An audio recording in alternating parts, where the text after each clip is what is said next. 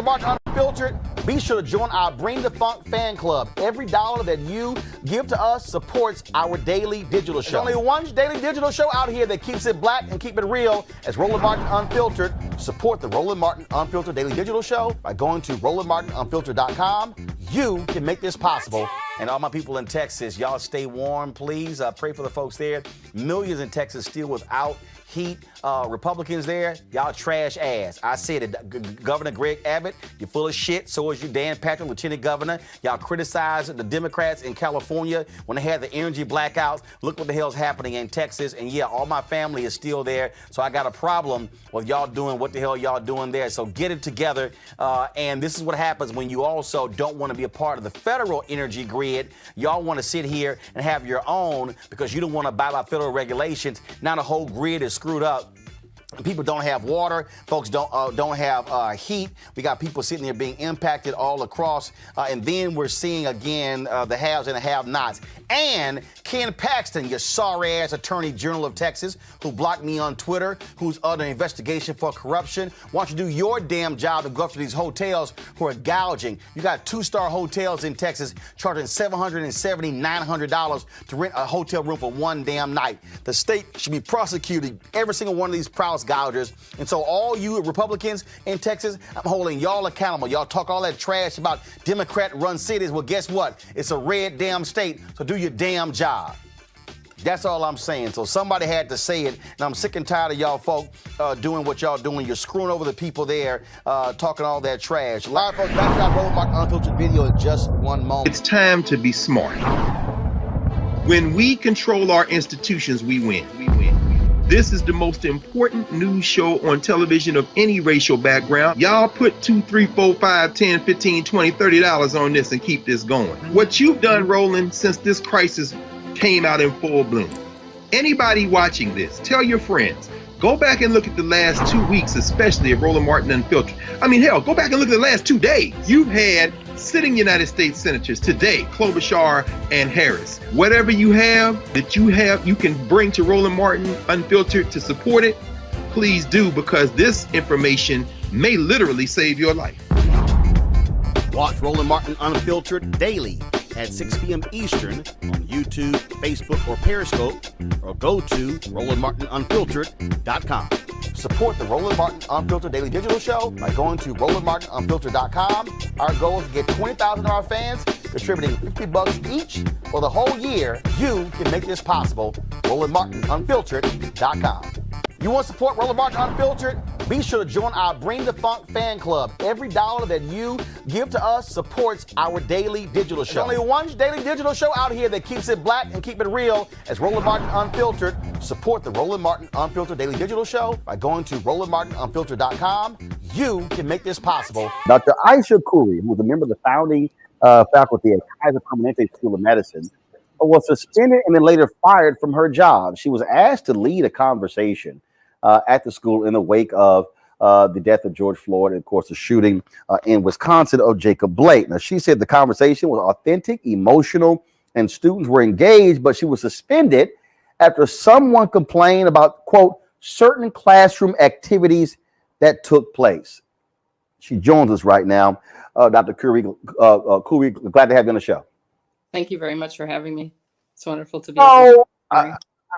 I'm trying to understand this. So they asked you to lead a conversation in the wake of these incidents, and you're the one who ends up getting suspended and fired? That's how things roll at PWIs, right? So what happened? So classes started in July. You know, this is in the midst of the protests. We had just had Jacob Blake being shot. We had the Kenosha, Washington shootings. We had our own Anthony McLean here in Pasadena, blocks away from the school, being shot and killed by police. And students wanted to have a conversation about that.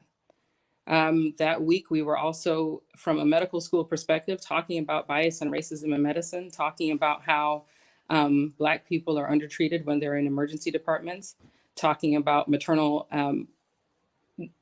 death rates. We saw that with Serena Williams. And as the only Black American moderator, who was a physician in my classroom, I had a very candid conversation about not only my experiences as a physician, but my experiences individually.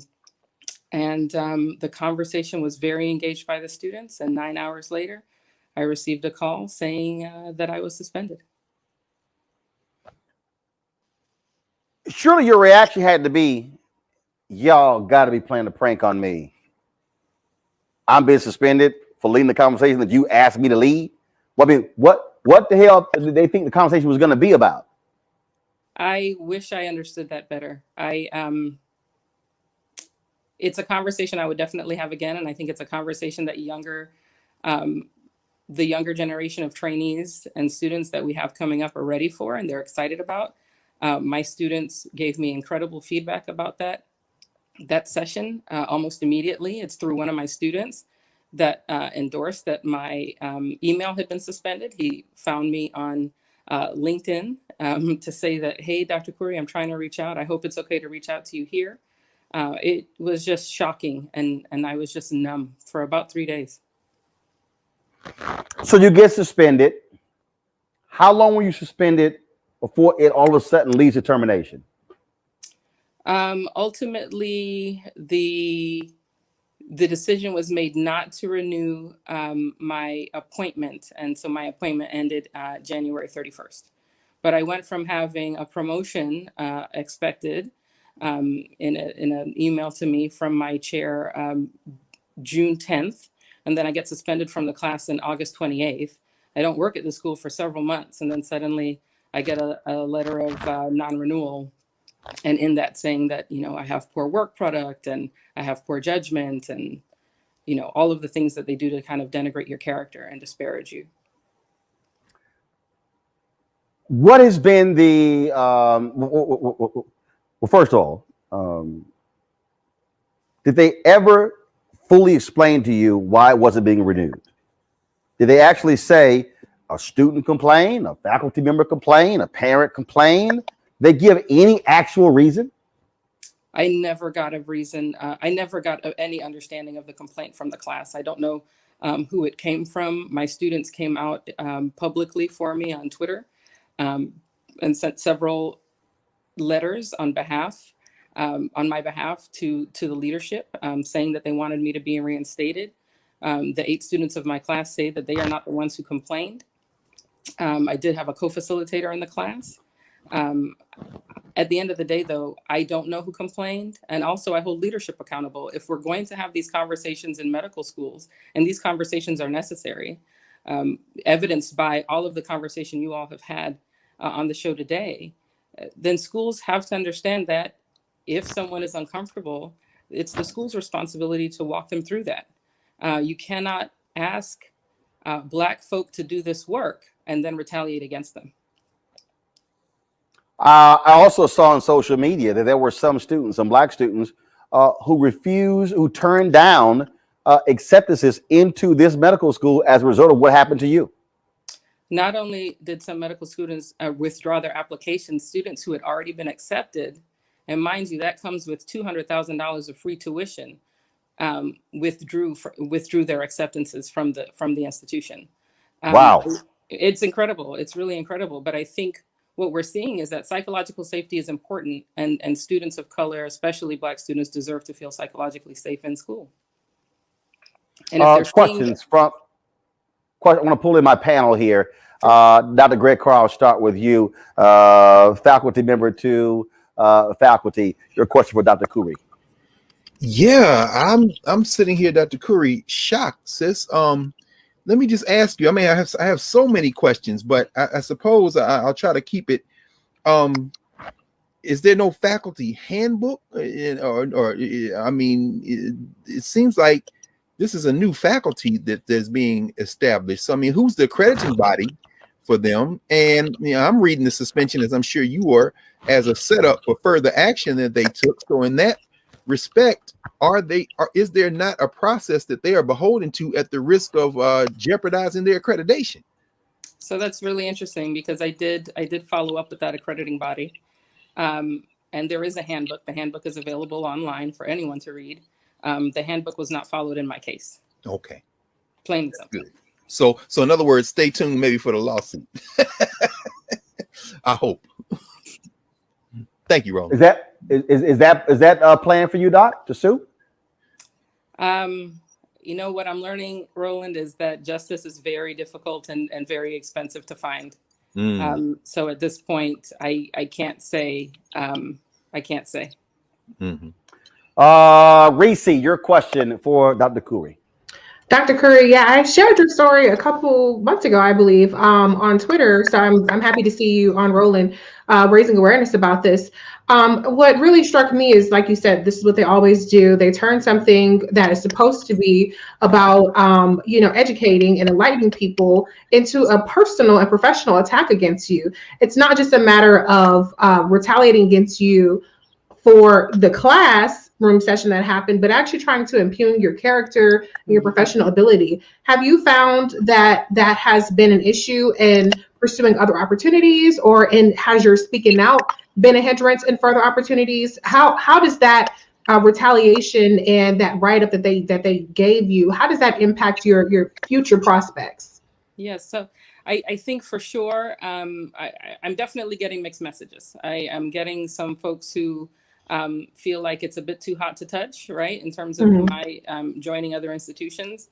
But my hope is that people will get to know my character because they get to see who I am through opportunities like this, through Twitter, and that I'll land at an institution that will appreciate my talents and skills and appreciate that I'm someone who will keep people accountable to health equity. Erica Savage-Wilson, your question for Dr. Khoury. Thank you, Roland. Yeah, Dr. Khoury, really appreciate being able to speak with you tonight. And thank you for being here. My question to you is, we were talking earlier about physicians, and there's only about the 5 to 7% of physicians, Black physicians, that are represented in your field.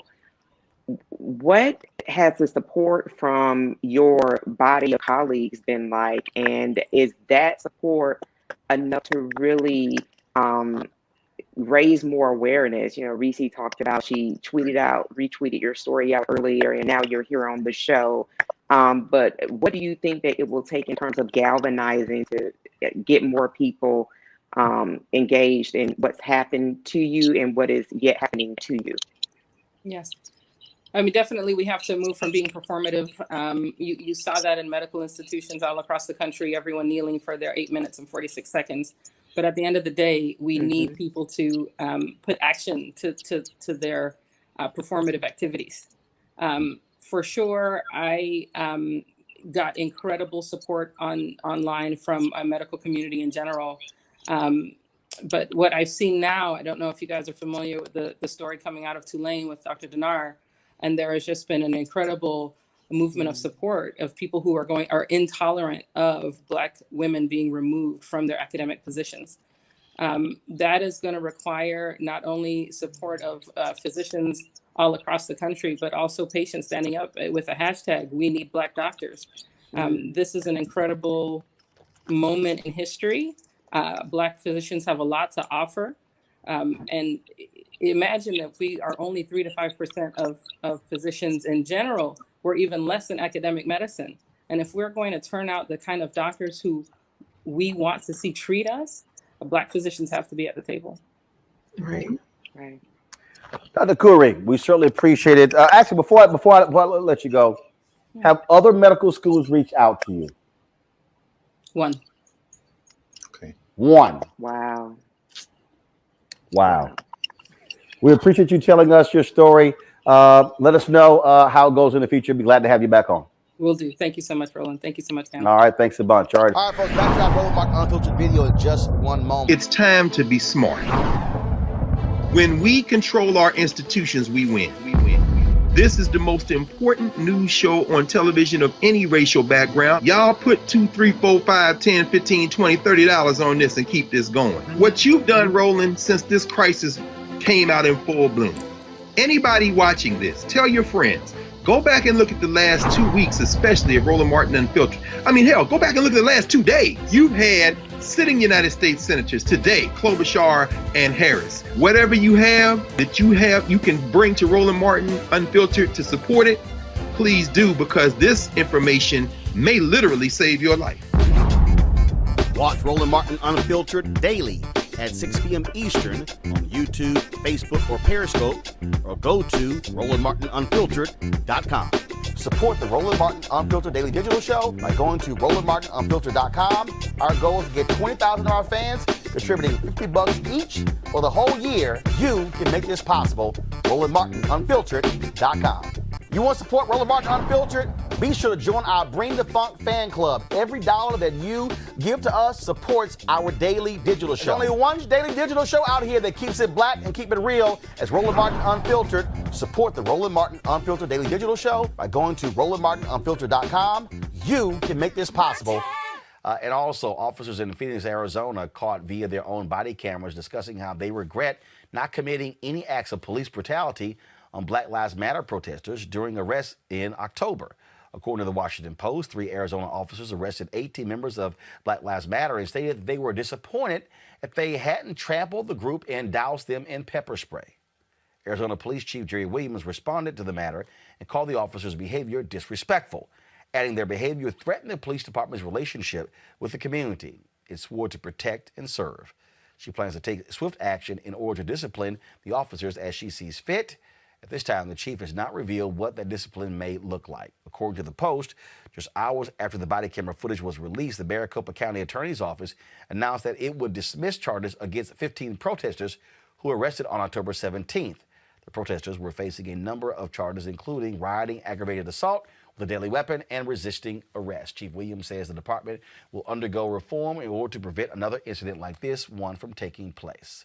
So, what do you make of all of that, Gary? You got the lawsuit in L.A. County. You got the cops sitting here spreading around the image of George Floyd and take my breath away. And then here in Arizona, but I think, don't they keep saying these are just a few bad apples? It's amazing how you just keep having bad apple after bad apple just roll on out. You know, the part of the quote that we never finish is a few bad apples spoil the bunch, right? That the whole bunch is probably bad because we never deal with the bad apples that are in there. And passively going along with racism and bigotry is the same as being an overt racist or a bigot. What did Dr. King say? He said, it is not the loud ones that he was concerned about, but the silence of his friends, right? The people who say that they support justice and equity and progress, who sit there, receive a text message like that and don't say this is unacceptable. It's the people who know that discrimination is happening when you're trying to force somebody to sell their business and sit in a room and not say something. It's all of the people along the way that sit and do nothing that allow us to get to these inflection points that we end up discussing, because we won't deal with something when it is a small problem, or when it is something that could be checked in a way that just lets people know, you know what, this is unacceptable. I don't think it's funny. I don't think it's acceptable. And I'm not going to associate myself with you if that's how you believe. We don't believe in personal accountability, and therefore we don't have government accountability or workforce accountability or any of these things, because at the end of the day, it's people that run these organizations. And if people allow these things to passively exist, then they will continue to exist and perpetuate racism. The core of all of what you just talked about, Roland, is racism is alive and well in America. Avis. Absolutely. The reality is, you know, what other proof do we have to see? I mean, it's sad to say that this is not new. This is the type of racist behavior that we've seen out of these institutions forever. You know, what was the number of police officers, for example, that off-duty police officers that they believe participated in that insurrection? You know, how many times have we mentioned on this show about the fact that police organizations have been infiltrated by white supremacists? That's kind of clear. How many studies were done? I remember a couple of years ago about the Facebook activity of police officers across the country who were putting racist posts on their timelines, after which nothing substantially happened to most of these people who were engaged in these acts.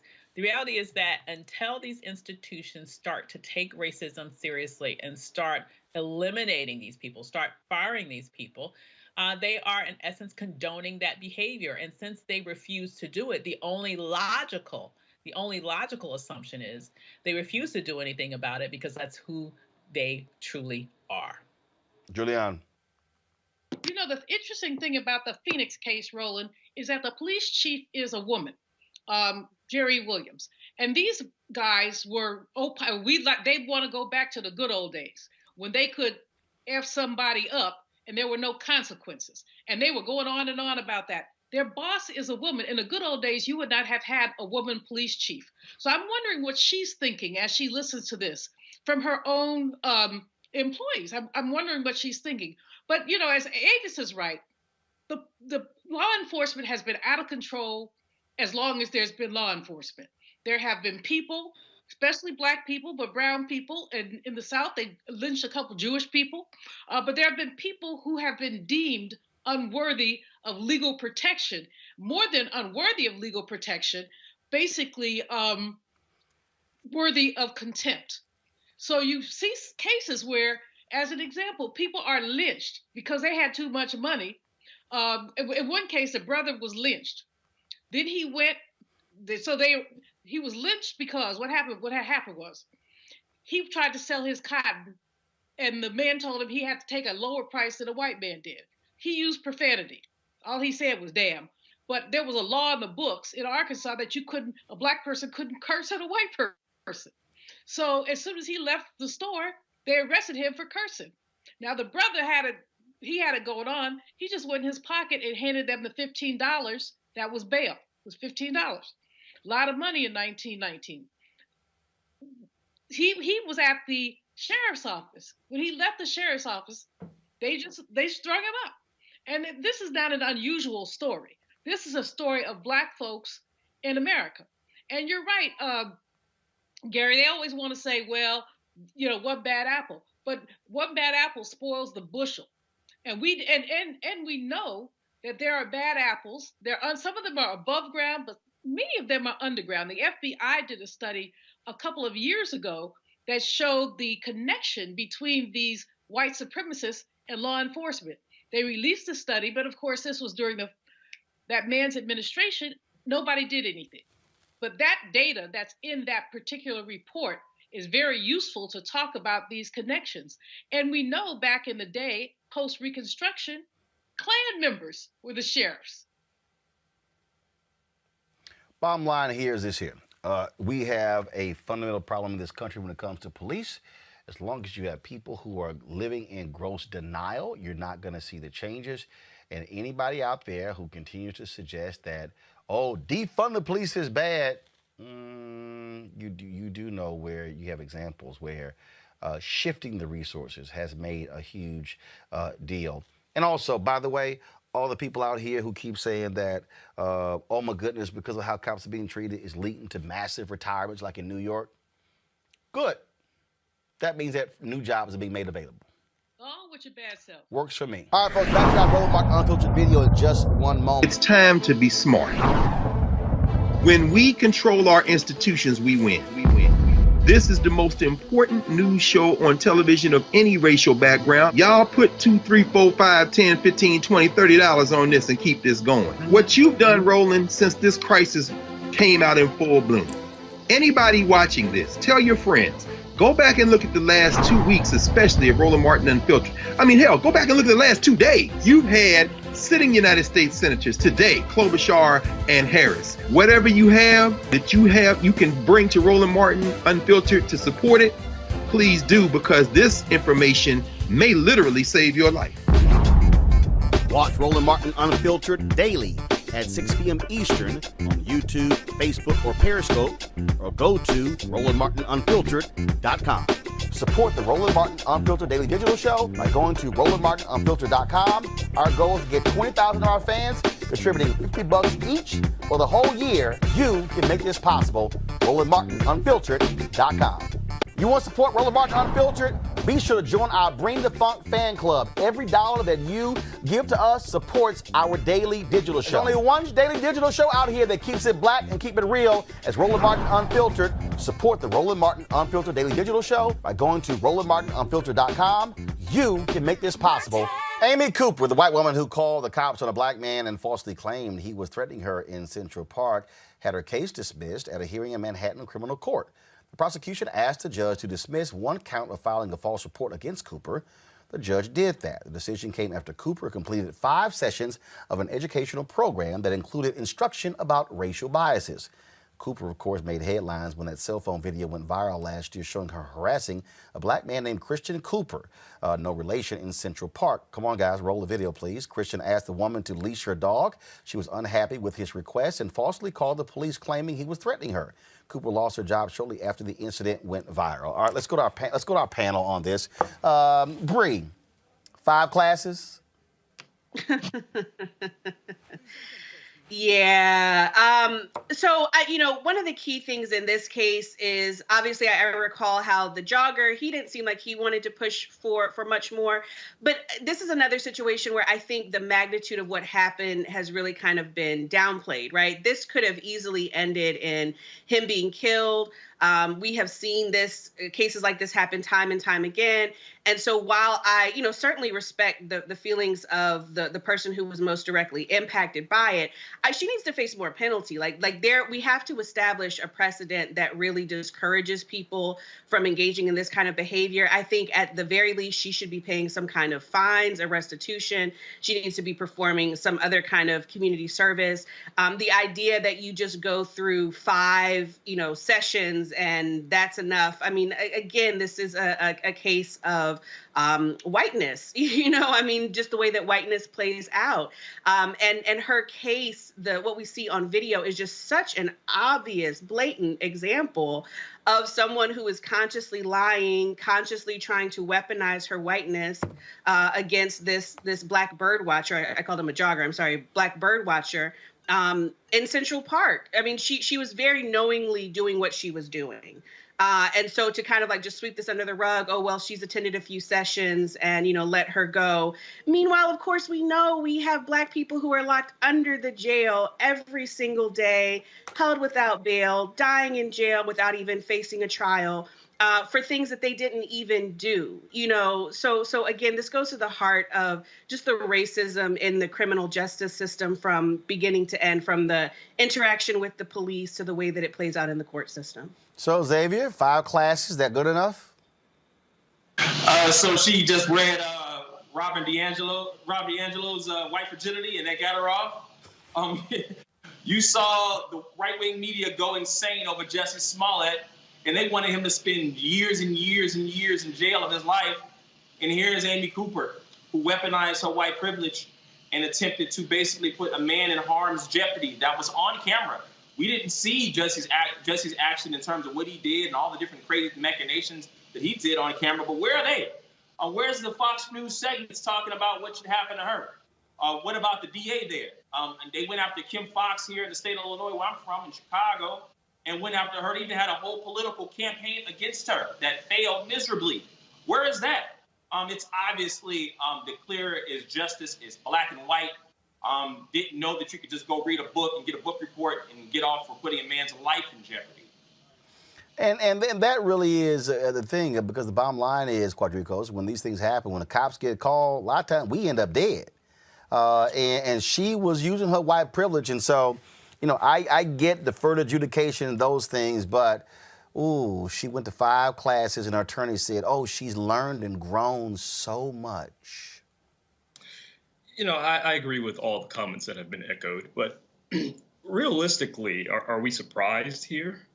I mean, if the insurrectionists, right, are allowed to go on holiday vacation or allowed special treatment in jail for certain meals, organic meals, then we can't possibly be surprised that the fact that this white woman gets to read a couple books and she gets off. I'm surprised she even had that, quite frankly. And I guess my frustration here is, at what point does this end? At what point do not necessarily holding them accountable, but at what point do we turn the tide to ensure that white people cannot weaponize their whiteness, that white women cannot weaponize their tears to continuously do harm to Black and brown people? I'm tired of these stories over and over again, and yet we see these people getting off scotch-free. At what point does it end? I'll be honest with you. I think it's the same thing, Bree, when it comes to these cops. It ends when folk go to jail. It ends. See, here's the whole deal. I'm going to do to all of these white supremacist folks they always did to us. Lock them up, throw away the key. They don't teach them a lesson. I mean, bottom line is this here. If the answer is I can just take a class and get away with it, no. These folks need to see somebody like them punished for what they did.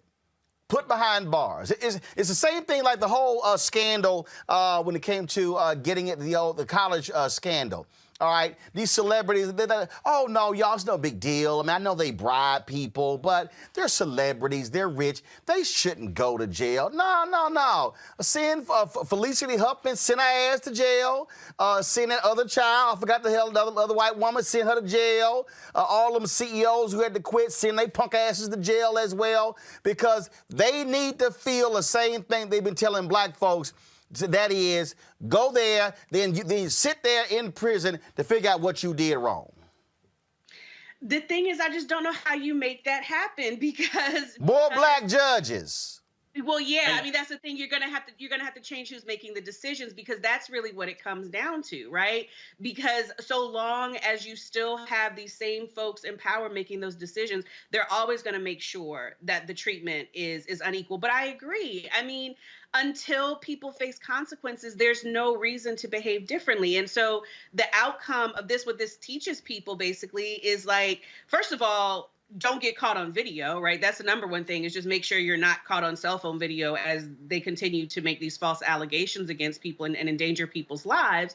But even if you get caught, just cry the right amount of tears, and, all you have to do is go to some classes and say that you've changed, and they'll let you off. And meanwhile, Black and brown kids are going to continue to be killed on site in the street by police without getting any kind of hearing or anything at all.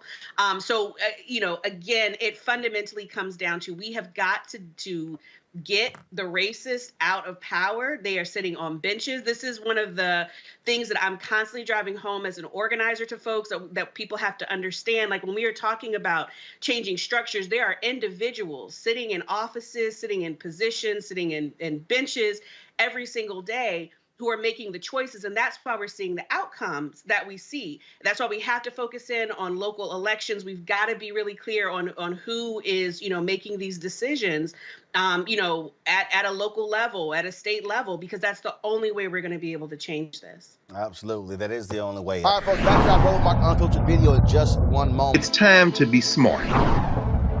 When we control our institutions, we win. This is the most important news show on television of any racial background. Y'all put $2, $3, $4, $5, $10, $15, $20, $30 on this and keep this going. What you've done, Roland, since this crisis came out in full bloom. Anybody watching this, tell your friends. Go back and look at the last 2 weeks, especially of Roland Martin Unfiltered. I mean, hell, go back and look at the last 2 days. You've had sitting United States senators today, Klobuchar and Harris. Whatever you have you can bring to Roland Martin Unfiltered to support it, please do, because this information may literally save your life.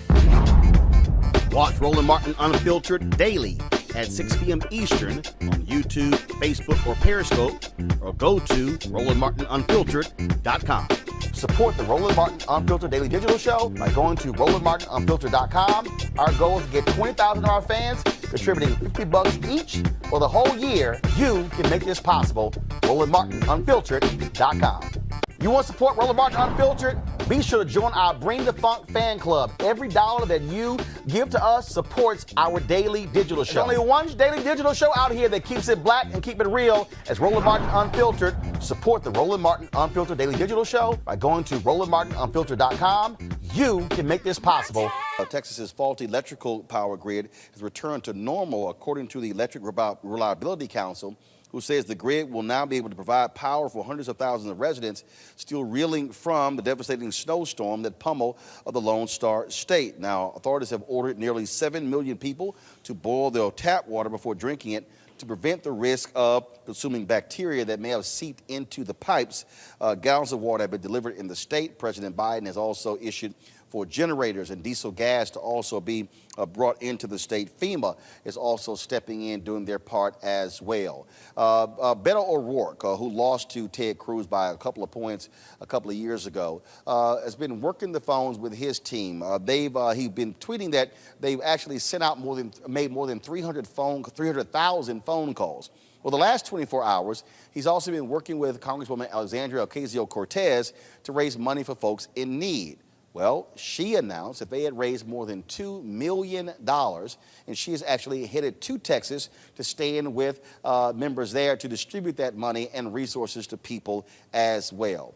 Let's go to of course, our panel right now. Rob Richardson, host Disruption Now podcast. Michael Imhotep, host of the African History Network. Caleb Bethea, communications strategist.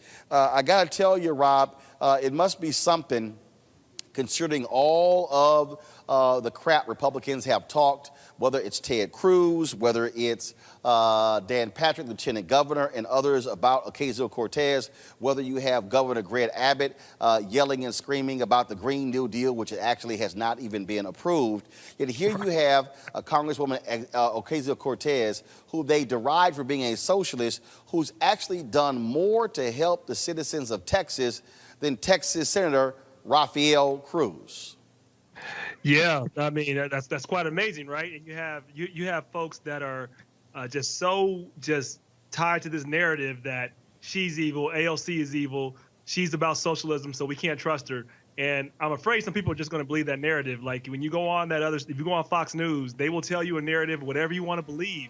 You know, there is more nuance within a Disney movie than there is on Fox News. Fox News will make up a character and they'll tell you that Ocasio-Cortez is bad. We don't know why she's bad. She's just bad. And all of a sudden, we got to believe somebody like Trump is good. We don't know why he's good. There's no proof that he's good. He's not doing anything to show that he's good, but he's just good. He's fighting for us. He's making America great again. People want to believe this garbage for whatever reason that they want to. I hope they see now, because it's clear as day. You have this man. He left the United States of America. Not only did he leave his own states, he left the United States of America in order to get away from taking responsibility. And you have his opponent that lost stepping up, and you have Alexandria Ocasio-Cortez, who they think is evil and carnage, is actually helping more than their own senator. I mean, people can hopefully see what's in front of them, but you know, Roland, they're not playing this on Fox News. They're figuring out a way to make up some narrative or some story that somehow is blaming Alexandria Ocasio-Cortez, like she created it. Somehow she is that powerful that she created it from the Green New Deal, like you said. I mean, and some people will actually believe this stuff. It's just amazing. Of course, Michael. Bottom line is Fox News is derangement syndrome. They were the ones who were spreading the BS from the governor, Greg Abbott, blaming wind turbines and solar for the problem when that wasn't the problem. It was coal plants and fossil fuels. That was the problem. But they like lies.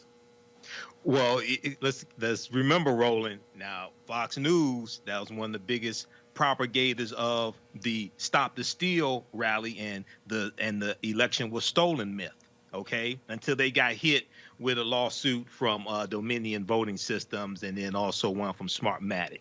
Okay, so you have to understand who you're dealing with. You're dealing with the Fox News crowd. With Ted Cruz, now I want to take people back. I posted this on the African History Network Facebook page yesterday, our fan page. Go back and look what House Speaker John Boehner said about Ted Cruz in 2016. He called Ted Cruz Lucifer in the flesh. And he said he called Ted Cruz. No, go. I remember that.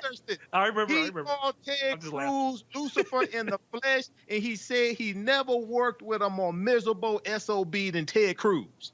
Now, this was one Republican, old white man, talking about another Republican, younger white, well, Hispanic, want to be white, whatever he is. But I mean, so when I saw that about Ted Cruz, he got caught. He got caught. Then he booked a flight Thursday morning for 6 a.m. to fly back. Originally, he's supposed to come back this weekend. He got caught. Now he's trying to put the manure back into the horse, so to speak. Okay, they like that joke down in Texas. But anyway, so you have a lot of people, you have many Democrats calling for him to resign, and he should. Okay, but what he won't, but they should push and call for him to resign. But Alexandria Ocasio-Cortez, who many of them hate, and they can't really tell you why they hate her. And if you ask them what socialism is, they can't tell you what that is either, most of them. Okay. She's doing more to help them than Ted Cruz is. And then Ted Cruz wants to blame his children. He wanted to put the blame on his daughters and bring his daughters into it. Okay? So he's spineless, but it's the same guy who Donald Trump insulted Ted Cruz's wife, but then Ted Cruz it carries Donald Trump's water. So this is who you're dealing with. That's why he has to be voted out of office. He's up in 4 more years, I think it is. That's why he has to be voted out of office. All right, folks, back to our Roland Martin Unfiltered video in just one moment. It's time to be smart. When we control our institutions, we win. This is the most important news show on television of any racial background. Y'all put $2, $3, $4, $5, $10, $15, $20, $30 on this and keep this going. What you've done, Roland, since this crisis came out in full bloom. Anybody watching this, tell your friends. Go back and look at the last 2 weeks, especially of Roland Martin Unfiltered. I mean, hell, go back and look at the last 2 days. You've had sitting United States senators today, Klobuchar and Harris. Whatever you have, you can bring to Roland Martin Unfiltered to support it. Please do, because this information may literally save your life. Watch Roland Martin Unfiltered daily at 6 p.m. Eastern on YouTube, Facebook, or Periscope, or go to RolandMartinUnfiltered.com. Support the Roland Martin Unfiltered Daily Digital Show by going to RolandMartinUnfiltered.com. Our goal is to get 20,000 of our fans contributing $50 each for the whole year. You can make this possible. RolandMartinUnfiltered.com. You want to support Roland Martin Unfiltered? Be sure to join our Bring the Funk fan club. Every dollar that you give to us supports our daily digital show. There's only one daily digital show out here that keeps it black and keep it real as Roland Martin Unfiltered. Support the Roland Martin Unfiltered Daily Digital Show by going to RolandMartinUnfiltered.com. You can make this possible. I want to play this video for y'all. I was absolutely cracking up at this video. I mean, it really was just hilarious. Now, this is not real, y'all. This is not a real video. This is a satirical video that was put together. So watch this. This woman she's a fake Ted Cruz spokeswoman. Watch this. Yes, Senator Cruz is in Cancun right now. But here at his offices, we say big whoop. Senator Cruz deserves to relax, unwind, unplug, recharge, like you would a power outlet. Or his power grid's going to go out, and we can't be having that. That's too important. So he's got to take care of his light, which comes from the inside. And it's just like, why can't he have his eat, pray, love moment like everybody else can? It's just funny to me. It's funny that whenever he's here in America and he's doing his little jokes on Twitter, everybody says, "Go away, Ted, we hate you." But then when he goes away to Cancun, everybody says, "Well, where's Ted? Why isn't he doing his little jokes on Twitter?" Now, sometimes you just don't know what you got till it's gone, and that should be a lesson for the Americans wondering where Senator Ted Cruz is at this morning. All right.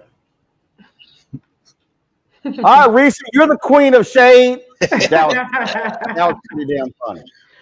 Oh, that was great. And it's even funnier that some people don't realize she's a parody account. And so they really take it seriously because she sounds exactly like how Republicans sound.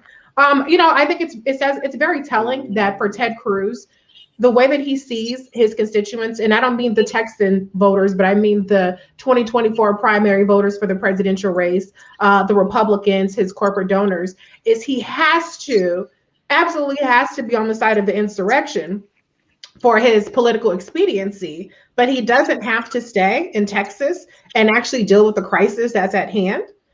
That says a lot about the Republican Party. And we all know that this kind of behavior won't necessarily be much of a deterrent for Republican voters because they don't give a damn anyway. They don't vote based on any kind of effectiveness or anything like that. They vote because they're white nationalists. But some people have been saying, well, what is he supposed to do? Look at Congresswoman Sheila Jackson Lee. She has organized water distribution throughout Texas.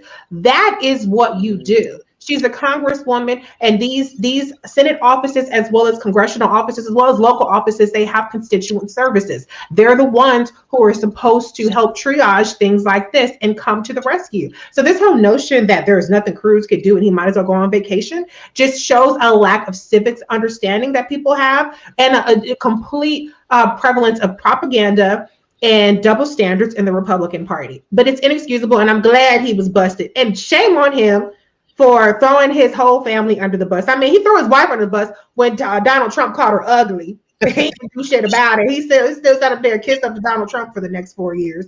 But he threw his daughters under the bus. He's a scumbag. He's a scumbag. But but it gets better. It gets a lot better because, Erica, what's real interesting here is that on Monday, Ted Cruz said they had power at their house.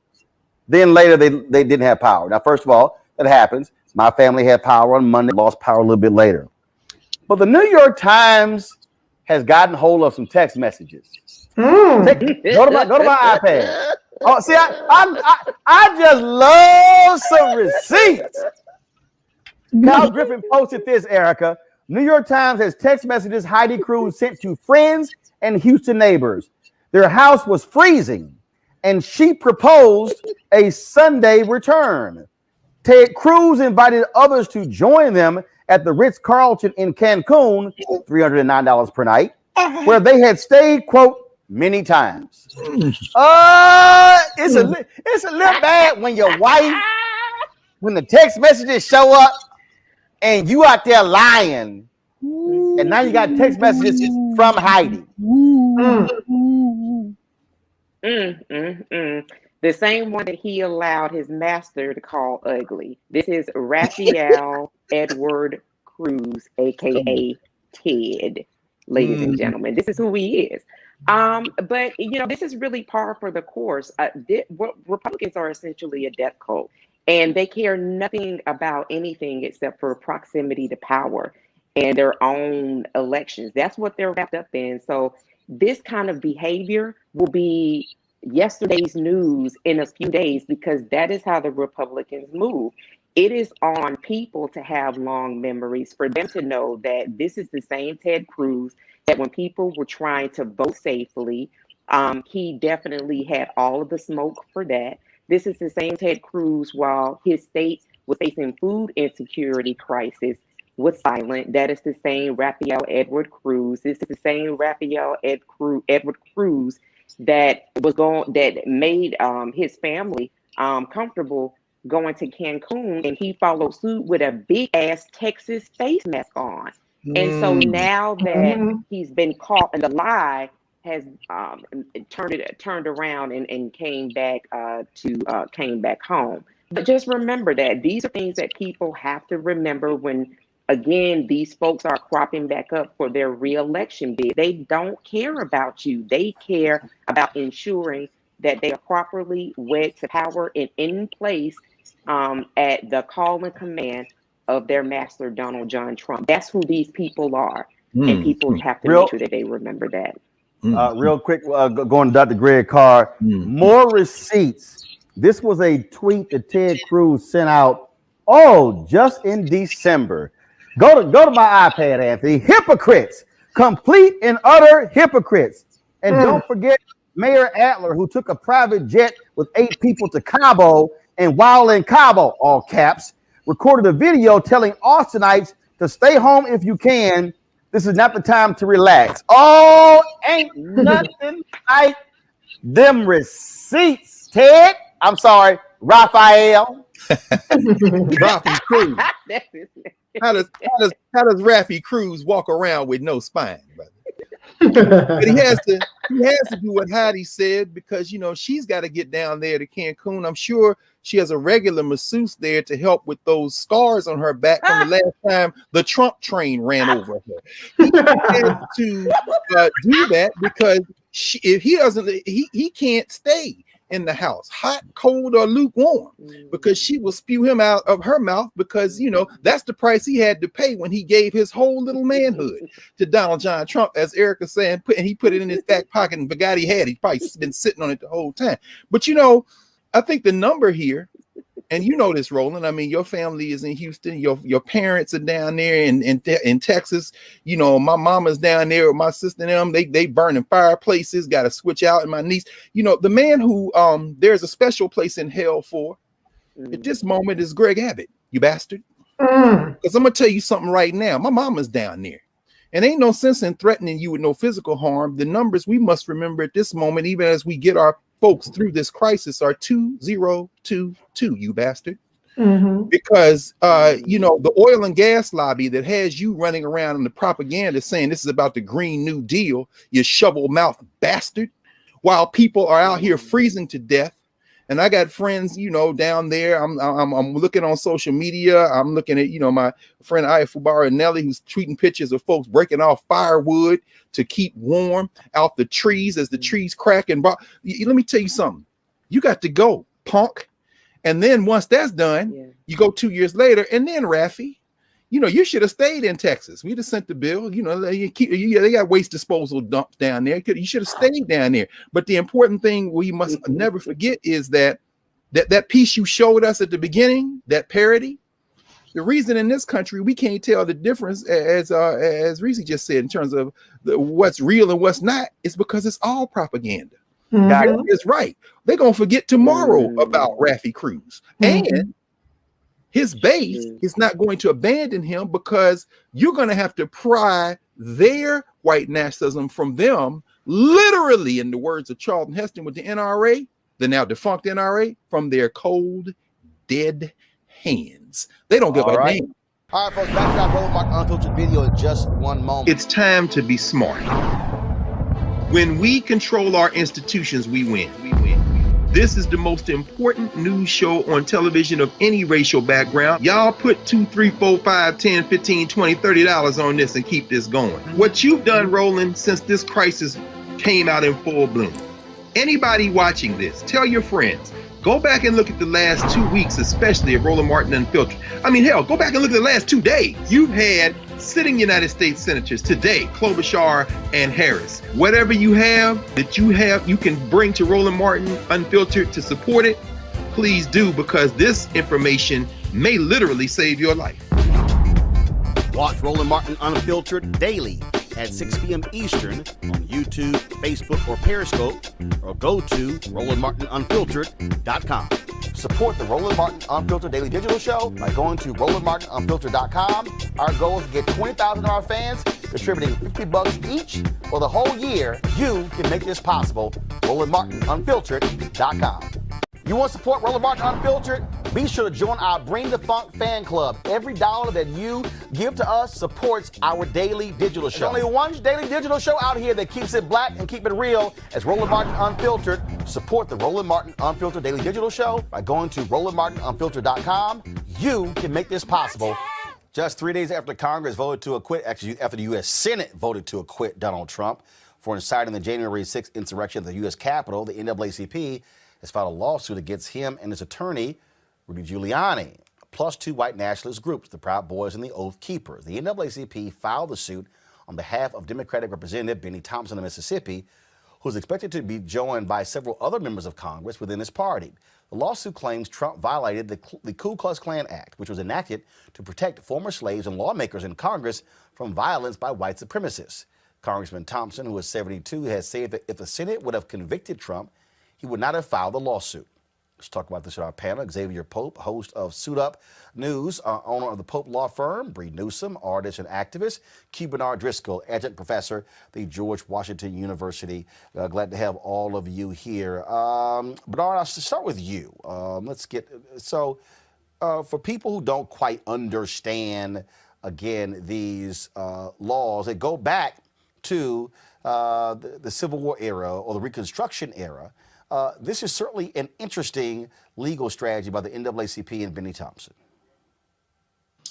Yeah, I mean, I think it's something that had to be done. I mean, the NAACP, they said they would not even bring it but for the fact that the Senate chose not to convict Donald Trump. And so I think it's just a method, Roland, of some sort of accountability must happen with this administration that directly attempted to disregard Black people and Black votes and were willing to attack the democracy and put the Republic in danger as a result. What about that, Bernard, and this idea of, again, using this particular act that is very specific to, again, attacks against members of Congress? Roland, I'm going to take a very contrarian and perhaps unpopular view here. I don't necessarily see the benefit of this. Yes, I believe in accountability. Yes, I believe this man, i.e. Donald Trump, needs to be held accountable for his actions. But I am not sure, nor am I confident, nor, quite frankly, do I believe that this will hold up in a court of law, right? The premise behind it. So I think it's not a waste of time, but I think perhaps the NAACP could use its resources towards more sustainable actions to really improve the community. I also think it calls into the question of relevance for the NAACP. Again, if we're going to hold Trump accountable for his actions, I understand that we need to take all means accountable, but is this really the best way possible to do that? I'm not convinced that it is. Well, again, Bree, what you're dealing with, first of all, I think we can separate this whole idea that NAACP can't do 10 things at one time. Makes no sense. I mean, they file lawsuits every single day. They filed lawsuits in Georgia that dealt with the whole issue of voter suppression. They filed lawsuits, partnered with other legal groups to challenge voting laws, but they also still are involved in actions that also benefit the community. So the reality is you can do those two things at one time. But the reality is, but one second, but the reality is, Bree, we heard Mitch McConnell say on the floor that Donald Trump, his involvement, and should be taken to task in civil court as, or actually in criminal court as well for what he did. This is a Republican Senate minority leader who opened the door saying he should be prosecuted in those forums. This is the NAACP saying, okay, we'll start. Yes, and I think that in my view, the strategy here is you have to go after the money. You have to attack the networks. And I think that is part of the logic behind it. This is something that has been employed in the past. We see this frequently, right? Where we'll have people who they want to go after Trump, but they're not really trying to take over or take on white supremacy and challenge it. And that's essentially what we saw play out with impeachment. So McConnell gets up and he basically acknowledges, everything that was put forward in the case, but they're not going to hold Trump responsible for it.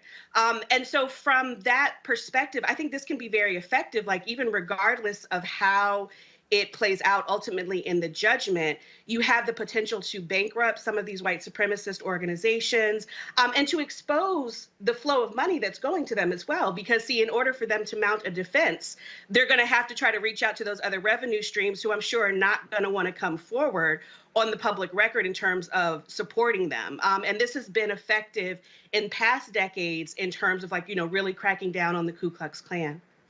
This is the thing. This is from Senate.gov. Go to my iPad, please.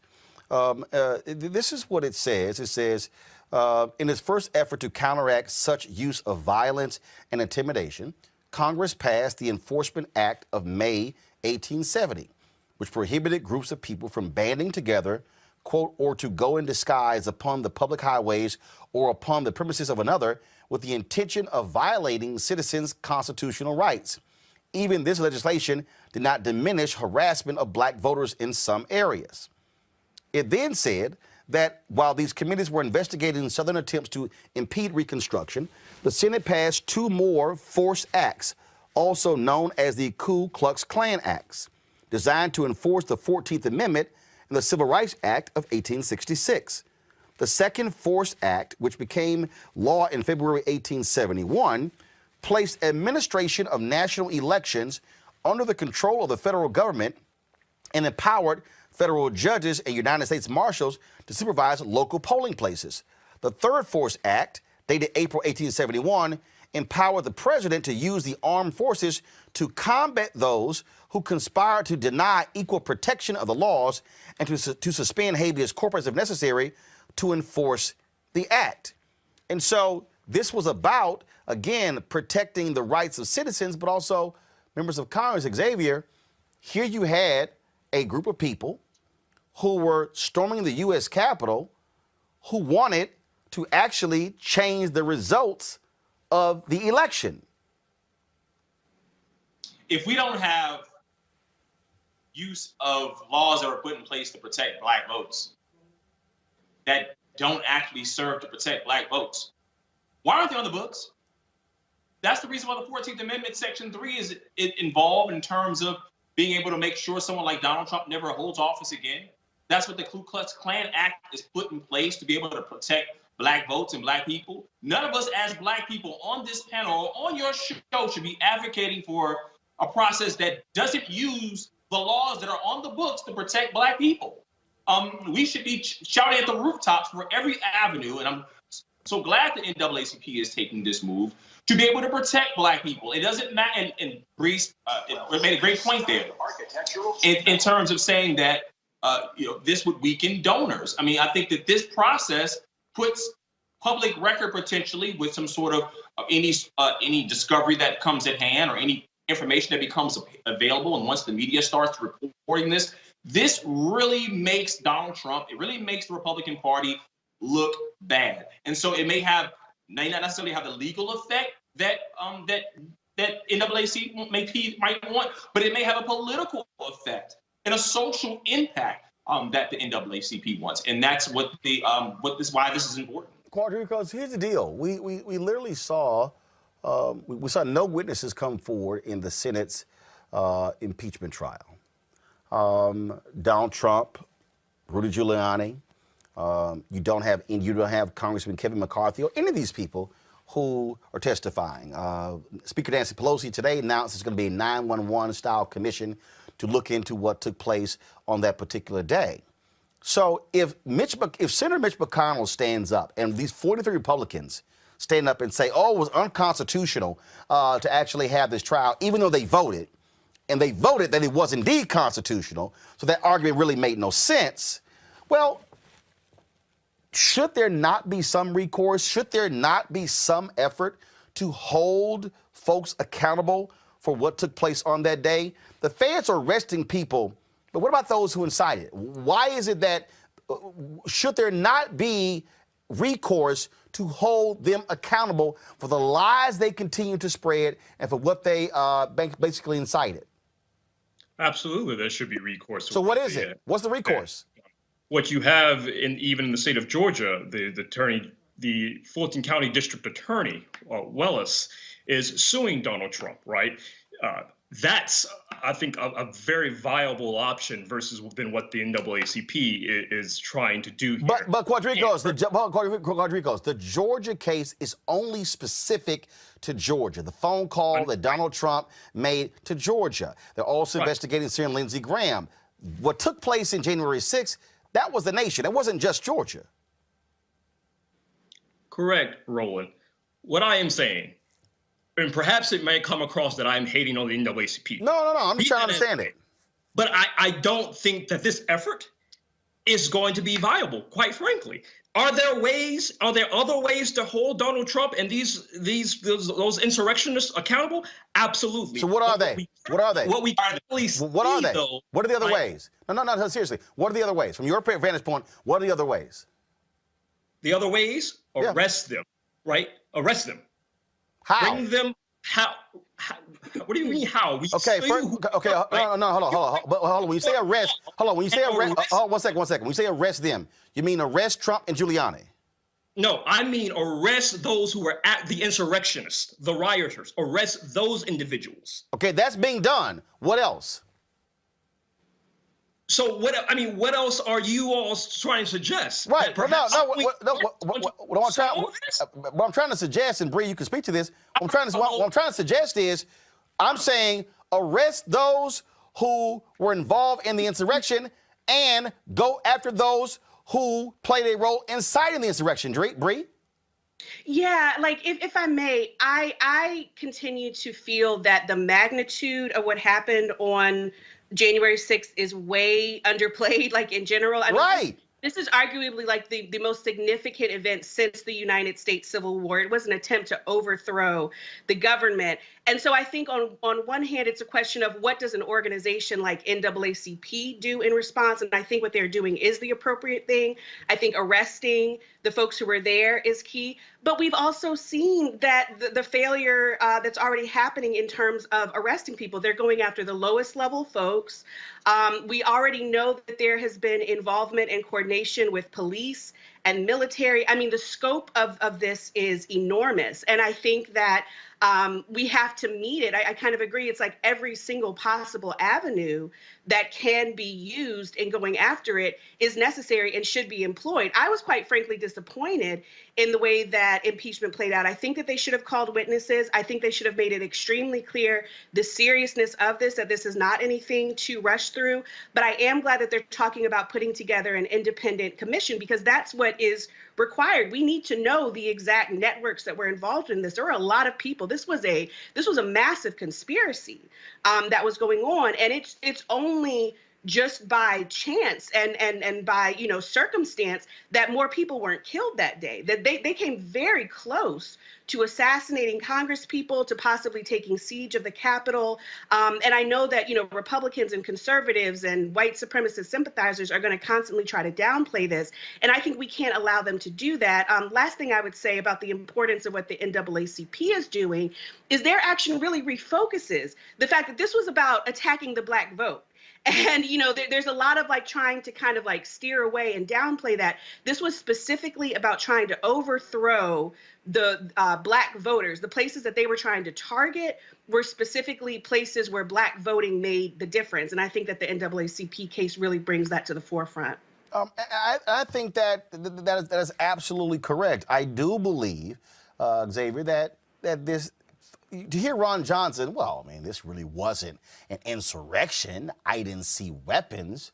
Dude, there were folks with baseball bats. There were folks with zip ties. There were individuals who were using flagpoles, who beat Capitol Hill police officers. This effort by Republicans to severely underplay what took place on January 6th. I mean, this was for all the whining and complaining about the protests in Portland or Kenosha, Wisconsin, and other places. These individuals literally discarded barricades around the U.S. Capitol. They were beating. One guy's now being pursued for gouging out the eye of a Capitol Hill police officer, and they act like things got a little out of hand at the Capitol Hill picnic on January 6th. There were bombs planted in D.C. Can I say that again? There were bombs by American citizens who are supposed to be the most patriotic of people, and yet they are planting bombs in our cities. 5 people are dead. It is amazing, a month after this insurrection, that now there's an attempt to downplay how violent it was and the threat that was to this democracy. You saw a video of Officer Gene Goodman directing the life of Mitt Romney, who was just short steps from being attacked by the individual that stormed the Capitol.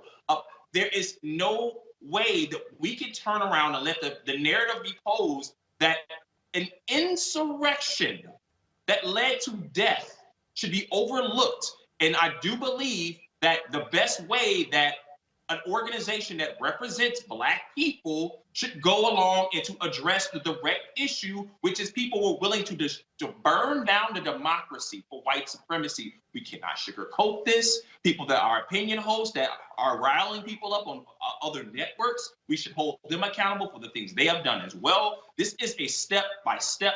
Now, the Republicans, they would have took every single avenue. They would have called every witness. They would have called the mamas of the witness, the cousins of the witness. They would have done everything possible to be able. We saw what happened with Benghazi. They would have gone every length to do this if this were Black people storming the Capitol to protect the presidency of Barack Obama.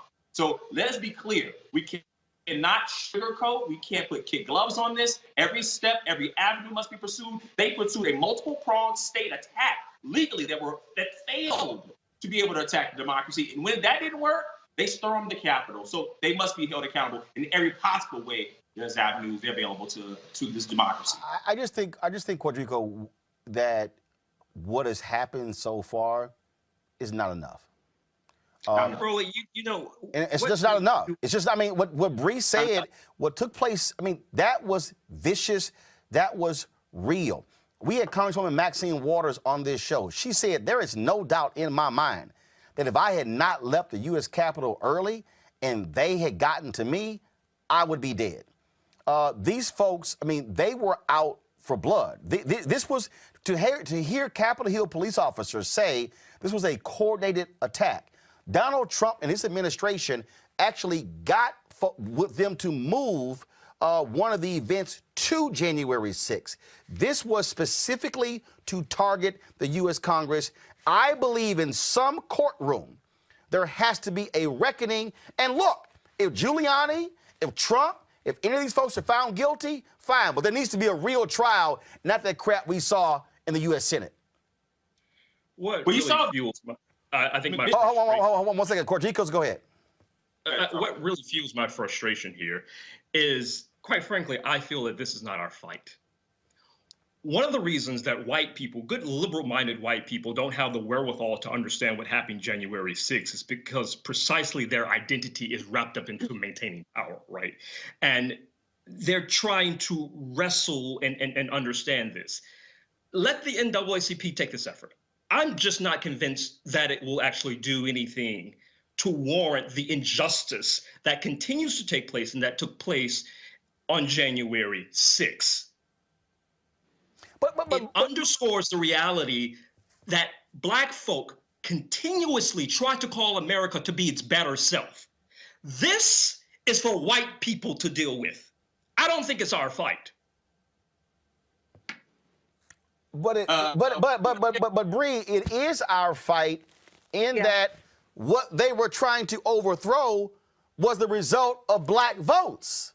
Exactly. Like this is an attack on the concept of multiracial democracy, in my view. So, and two, I think we should recognize white people aren't going to do this. Like white people, I mean, the whole reason that we are here is because white people are not going to ultimately lead the charge in overturning white supremacy. I mean, that has just never been the reality of this nation ever. And that's part of the reason why an organization like the NAACP exists. So again, you know, it's not that any one of these things on its own is going to address the issue. I think it's like, what is the role of an organization like NAACP? And I think they are playing in this moment the role that they have played historically for 100 years. I mean, the NAACP and the Klan are, you know, they go back to the same century. They date to about the same century and the same time period for this reason, because the Ku Klux Klan, you know, formed in the aftermath of the Civil War. It's always been about attacking free Black people. And the NAACP has always been about leading the legal fight against those attacks on Black freedom. So, you know, I think that that is the role for them to play. Yes, there's a role for white people to play. Yes, white American society should stand up and do this. But the reality is that they're not going to. And I mean, that's part of what we just saw play out with the impeachment. We knew that they weren't going to hold Trump accountable, even though it is all obvious. Why? Because Trump is the embodiment of modern white supremacy. He is like the emblem. He is the mascot. And that's why, you know, like it has been said time and time again, of course we know. First of all, if it had been Black people even planning a rally on January 6th, they would have had National Guard out there. Like, there's no question we wouldn't have even made it to the steps of the Capitol. The fact that people made it all the way inside is because they had the assistance of the white power structure. The reason that we are having this conversation of trying to figure out how to hold people accountable is because of white supremacy, sympathizers with white supremacy within the white power structure. So, you know, I think NAACP is doing their role. And here's the deal. The NAACP, Xavier, is not the only group that could actually file a lawsuit. I think what you're seeing here is an attempt to say, okay, you guys did not want to move on this. Let's take it to a forum. Let's actually see. A judge will decide if they are standing to actually move forward. But to Bree's point earlier, this whole, let's just sort of move along. I mean,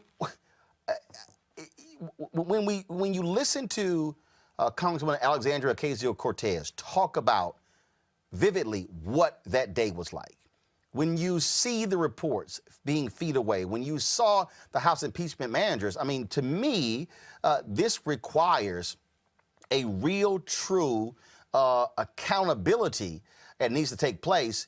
And the bottom line is this here: if it's the NAACP, fine with me. If it's some other group, fine with me. I'm saying hold their asses accountable. I mean, there's a fight over whether a black man can sell cigarettes on the street, or whether a man's $20 was actually a real $20 bill, and he died as a result of it.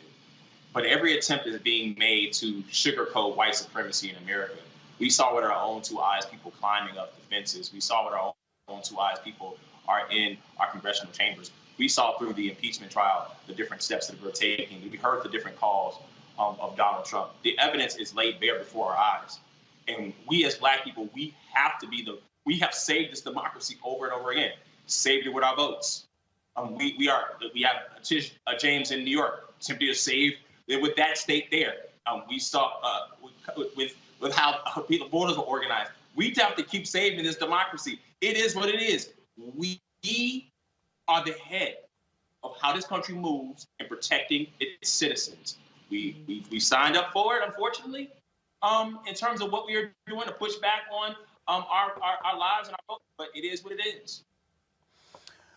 It is what it is, and so again, we reached out to Derek Johnson with the NAACP and Congressman Benny Thompson to get them on the show. They were unavailable, so we'll certainly try to do that in the. All right, folks, back to our Roland Martin Unfiltered video in just one moment. It's time to be smart. When we control our institutions, we win. This is the most important news show on television of any racial background. Y'all put $2, $3, $4, $5, $10, $15, $20, $30 on this and keep this going. What you've done, Roland, since this crisis came out in full bloom. Anybody watching this, tell your friends. Go back and look at the last 2 weeks, especially of Roland Martin Unfiltered. I mean, hell, go back and look at the last 2 days. You've had sitting United States senators today, Klobuchar and Harris. Whatever you have that you can bring to Roland Martin Unfiltered to support it, please do, because this information may literally save your life. Watch Roland Martin Unfiltered daily at 6 p.m. Eastern on YouTube, Facebook, or Periscope, or go to RolandMartinUnfiltered.com. Support the Roland Martin Unfiltered Daily Digital Show by going to RolandMartinUnfiltered.com. Our goal is to get 20,000 of our fans contributing $50 each for the whole year. You can make this possible. RolandMartinUnfiltered.com. You want to support Roland Martin Unfiltered? Be sure to join our Bring the Funk fan club. Every dollar that you give to us supports our daily digital show. There's only one daily digital show out here that keeps it black and keep it real as Roland Martin Unfiltered. Support the Roland Martin Unfiltered Daily Digital Show by going to RolandMartinUnfiltered.com. You can make this possible. A cop was killed. 2 committed suicide. Another one had his eye gouged out. Another one lost 3 fingers. Numerous cops have been dealing with concussions and other injuries. But the law and order crowd didn't give a damn. They basically said, those white folks were there for us. Yeah, we're good. We'll pass. We'll move along. This is so egregious, Roland, when you look at the loss of life, the loss of limb. To lose your eyesight behind BS is just egregious. But what's even more egregious is that those folks were in that room. They were in that chamber. They know what happened. They experienced what happened. And apparently they have such fealty to that man that they basically, it's like, what are you going to look at, the truth or your lying eyes? And, they denied having to get under desks. The person I really want to hear from, Roland, is Mike Pence. I would really love to be a fly on Mike Pence's wall when he's talking to his wife, because Trump basically called those people out on Mike Pence, his vice president, who had toadied around him for 4 years. And he didn't even give him the courtesy. He tried to make him break the law. And he did not give him the courtesy of, even when the riot was in full force, say, don't hurt Pence. They're shouting, hang Pence, hang Pence. And he didn't even have the spine to say anything. These, as you say, is 43. Let's not even call them spineless. People who have no integrity, no decency, no commitment to the Constitution. They just don't care. And just for the record, as they talked, they kept making false equivalencies with Black Lives Matter. But when has any protest with Black Lives Matter killed an officer of the law, blinded an officer of the law, maimed an officer of the law? So, they just need to go away. All right, folks, back to our Roland Martin Unfiltered video in just one moment. It's time to be smart. When we control our institutions, we win. This is the most important news show on television of any racial background. Y'all put $2, $3, $4, $5, $10, $15, $20, $30 on this and keep this going. What you've done, Roland, since this crisis came out in full bloom. Anybody watching this, tell your friends, go back and look at the last 2 weeks, especially of Roland Martin Unfiltered. I mean, hell, go back and look at the last 2 days. You've had sitting United States senators today, Klobuchar and Harris. Whatever you can bring to Roland Martin Unfiltered to support it, please do, because this information may literally save your life. Watch Roland Martin Unfiltered daily at 6 p.m. Eastern on YouTube, Facebook, or Periscope, or go to RolandMartinUnfiltered.com. Support the Roland Martin Unfiltered Daily Digital Show by going to RolandMartinUnfiltered.com. Our goal is to get 20,000 of our fans contributing $50 each for the whole year. You can make this possible. RolandMartinUnfiltered.com.